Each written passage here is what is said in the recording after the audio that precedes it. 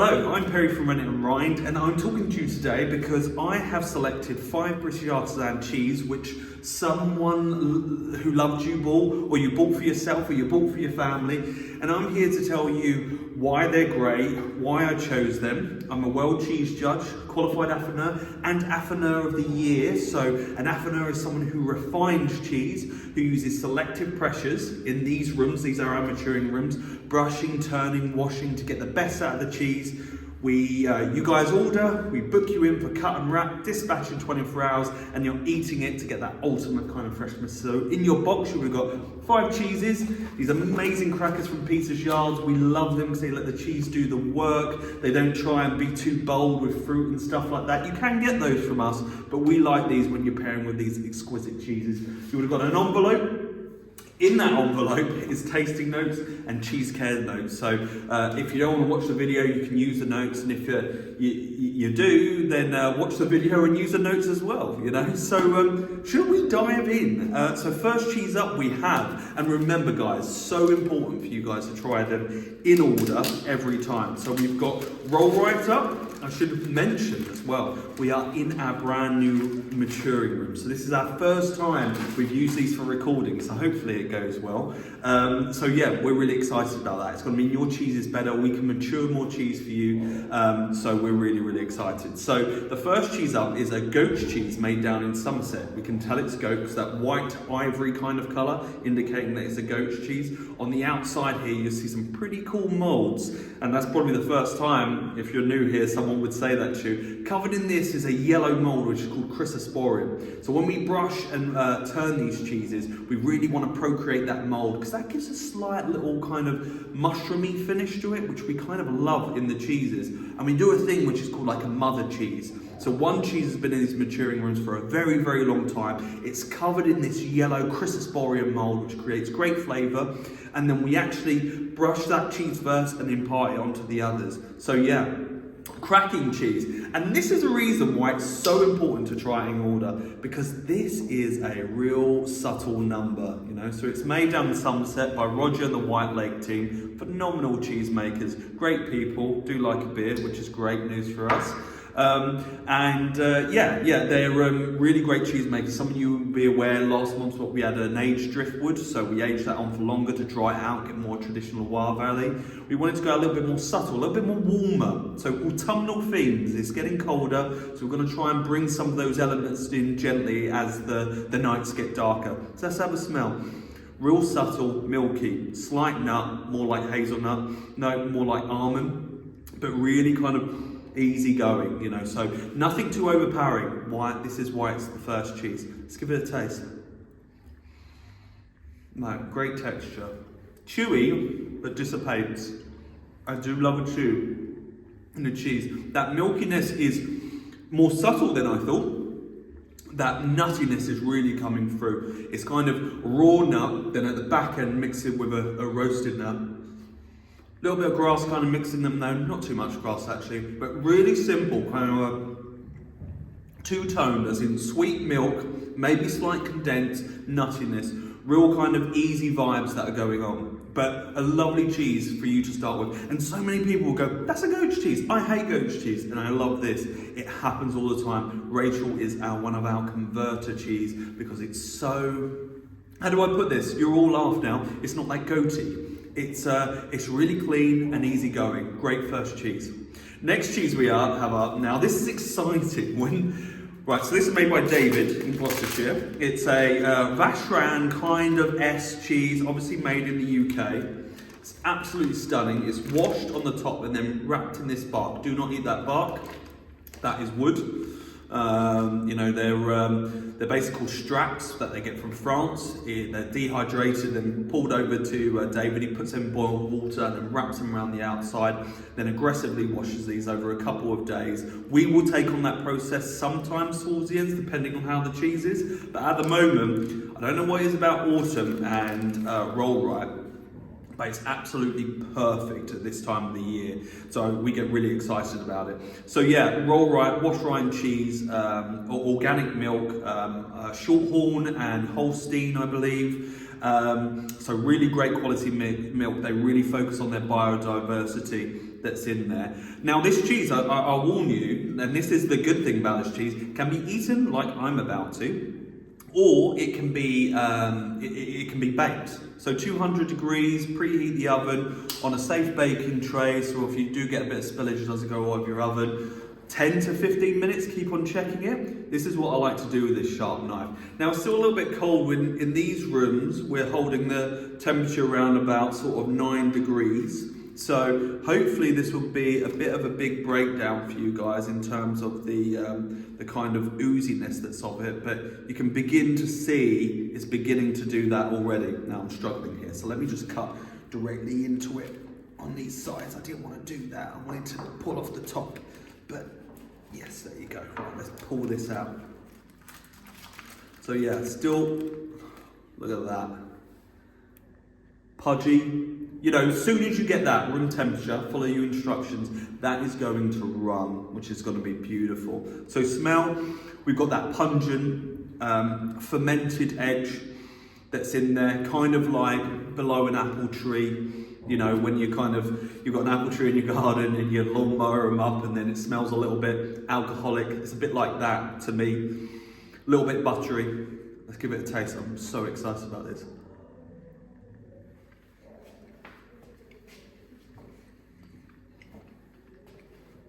Wow, that's great. That easygoing milkiness is right at the front. The resinous notes, the kind of barky, earthy notes that come in from this spruce bark are just fantastic. They just add an element of complexity, and you only really identify them when you like engage with it in your mind. Stunning, great rind as well, obviously on top, not around. The rind has this slight crystalline stickiness to it, which is fantastic. And that brings this peanutty element to it, raw peanuts, and then like a smoky kind of carcinogenic, smoky baconness, but really subtle. That is an absolute triumph. God, the guys are going to be so happy when I bring that out of the office.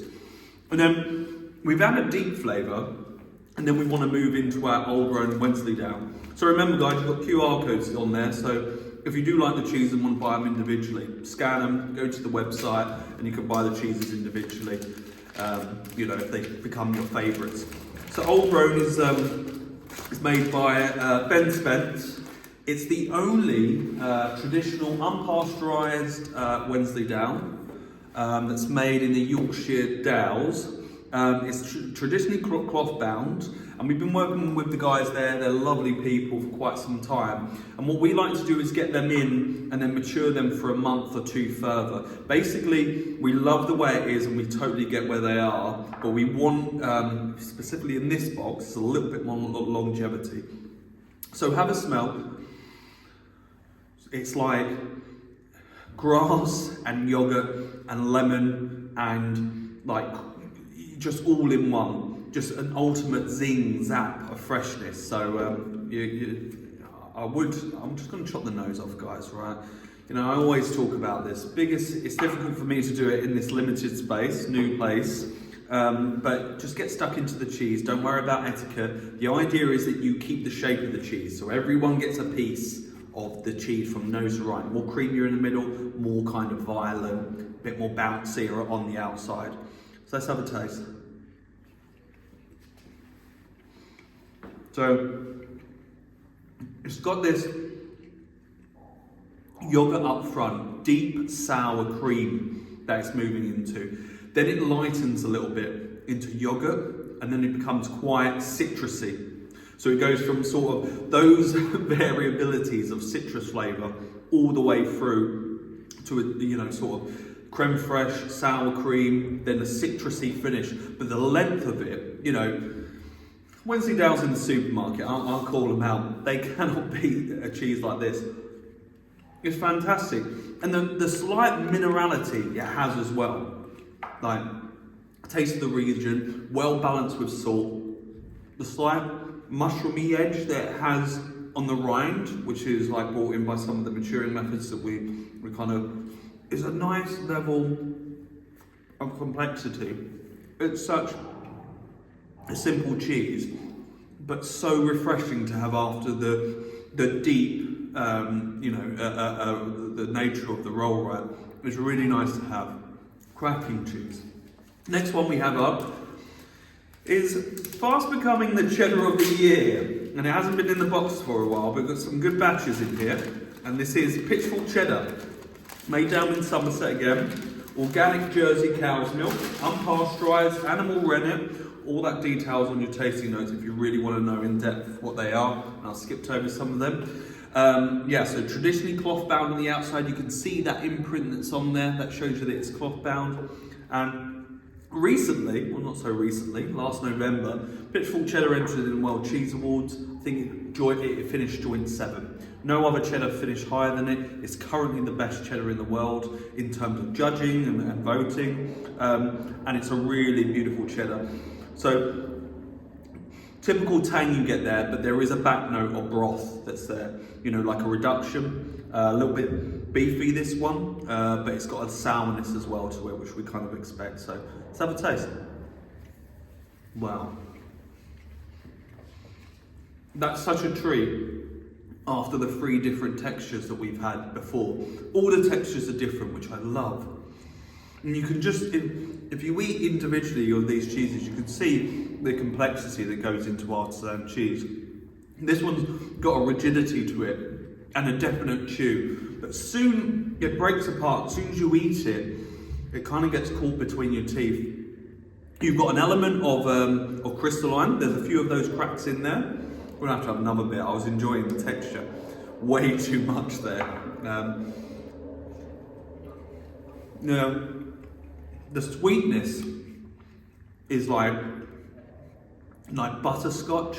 It's almost like it's kind of in a kind of a toffee area intertwined with a kind of the acidity there it has, and the salinity, the saltiness is so perfectly balanced when it just converts into that kind of brothiness at the end with the anchoring of the citrus just running all the way through it. That is delicious. Pitchfork, man, just so great. I hope you guys really enjoy that. And then the final cheese we have up is Beauvale, made in Nottinghamshire by Robin and the Scale brothers. So this is essentially a British gorgonzola using starter cultures, penicillin glaucum, pasteurised, and look at that already. And it sticks to the paper, which is just great. It's just great. And hopefully you kind of get the idea of what we're doing. You've probably gone back on a few cheeses now, but they're really working so well to each other. Such a hearty cheese ball. And look at these chunks that we give you. I don't like to harp on about what we do, but this is so generous for £32. I think it's big portions, the best that we have, we believe, as Autumnal of the Year, World Cheese Judge, of what we have in this country in October. So smell, it's got a kind of stoutness to it. That digestive element that I always talk about is there. This one is slightly more hoppy on that scale. There's like a raw oxo kind of beefiness to it. Slight touch of bitterness. Hit my nose there, let's have a taste. Another different texture. Wow. Cream. Deep double cream, intermingled with that digestiveness, kind of like an oat. It's got like a Horlicks kind of element to it, weirdly, with the background of that savoury beefiness that's there as well. And do you know what's nice? This is bringing something to the party that the other cheese don't have, and that is the kind of dance with bitterness. We don't particularly like bitterness in our cheese. Well, naturally we love it, but normally people steer away from it. But the way that it's carefully balanced between the others, that is so delicious. They're all really good. This is I do say it every month, and probably people are getting pretty tired of it, but the way these cheeses work together, this is going to be such a nice ball for if you've got friends over or you're just enjoying it with family or as a gift. Because I think someone's going to have this and find their favourite cheese in these 5 this month. This is like one of those kind of, we call it like once in a maturing kind of cheeses, where everything, they're all so perfect that, you know, you'll always forever be wanting these profiles. So great.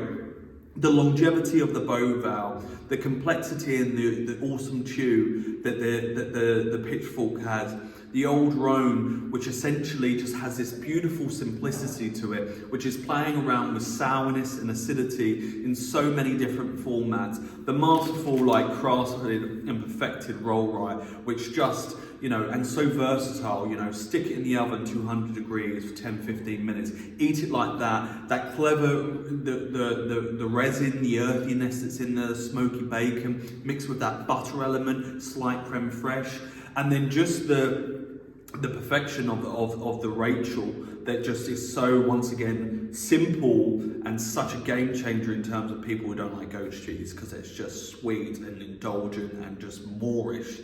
And I think we've just got 5 amazing British cheeses. So I hope you guys all enjoy these cheeses as much as I have. I'm off to go and let everyone else try these, because I think we've got it on. You know, follow us on social media, drop us an email. We're a friendly bunch here. You know, on Thursdays, I'm always in the maturing room. So if you don't know what you want to buy and you don't want to buy a mystery cheese box and want to find a cheese, just give us a call, because I'll be in here and I can taste cheese with you and tell you what's the best at the moment to your palate. So thank you so much. We always appreciate your support. Enjoy your cheeses and have a great October.